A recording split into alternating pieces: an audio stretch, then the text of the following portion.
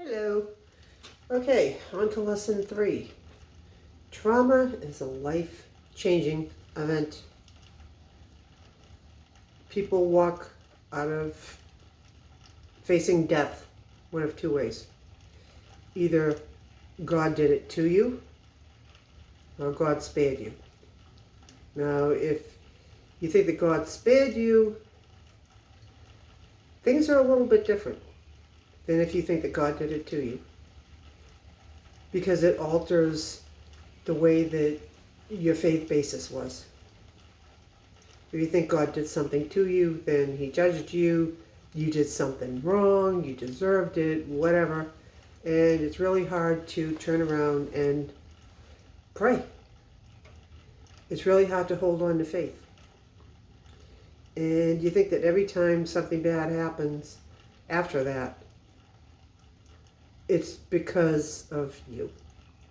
Well, that's not true. If you think that God spared you, a lot of times what happens is you decide that you're going to try and be a better person. Like, there's a reason why you're still here, that He has plans for you.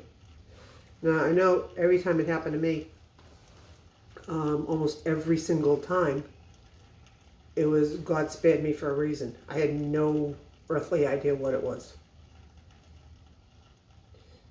But what happened was I had to work through all of it. I had to work through the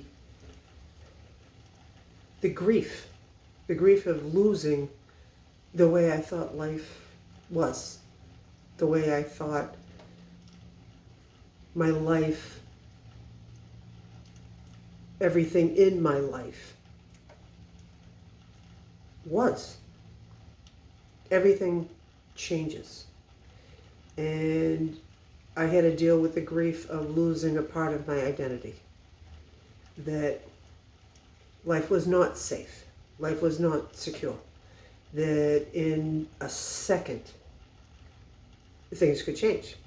It was really hard when there was somebody else involved in what could have killed me. Because someone else did it to me.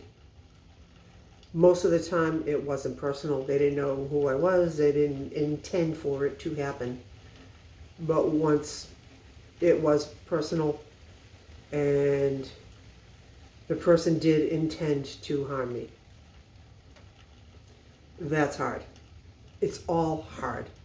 But living through trauma, it's not a contest. Everybody deals with it differently. Our job is to take that grief and turn it into positive. But first you have to go through the stages of grief. Now, according to all the experts, there's 5 stages of grief. I like to put it as 5 stages of gears. Because even in an automatic transmission, there are actually 5 shifts. There's park where you're stuck. You're not going anywhere. Your engine's not even running. There's reverse where you rev it up and you back up. Sometimes you have to back up to take a good look at what happened. Now, if you have something called survivor's guilt, it's vital to do that. Because a lot of times you might think that, hey, I'm superhuman, I can do anything, I should have been able to do this, I woulda, coulda, shoulda. And you keep going over it and over and over in your head, but your head is not reality. What you think you might do is a movie script. What was actually possible wouldn't have been possible. And then there's neutral, where you just stay where you are. You're not going forward, you're not going back, your engine's going, and you're just idling. And that's not good. And then you go into drive. Drive is when you decide, I'm going to move forward.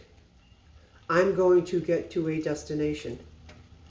And you figure out how to get to that destination. And then you have overdrive. Overdrive is usually used when you're going up a really, really, really steep hill.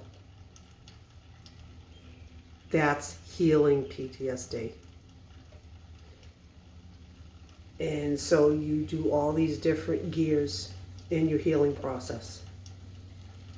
So we're going to go through those steps and keep going and keep talking and keep figuring this out until you get to the destination where you want to be. Because you're only parked if you decide to stay that way. See you next time.